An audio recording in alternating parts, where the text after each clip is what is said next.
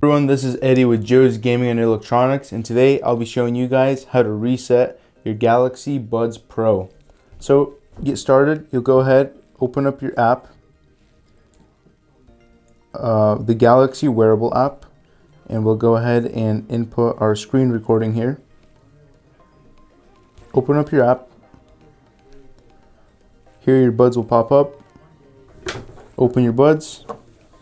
Should connect. Beautiful. Then we'll scroll down and we'll go to earbud settings here, and then we'll just hit the reset button.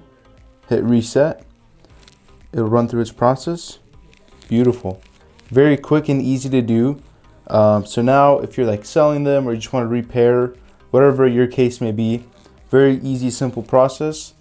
Hope you guys liked it, enjoyed it. If you have any questions, comments, concerns, feel free to leave them down below. We do our best to reply to every comment. And if you need any parts or tools for any of your repairs, check out our website. We've got a lot of cool things on there, a lot of nice tools just around the house or electronic repairs, whatever you might need, we got them. Any questions, email us, call us. We're here to help. Hope you enjoyed the video. Thanks for watching and have a phenomenal rest of your day.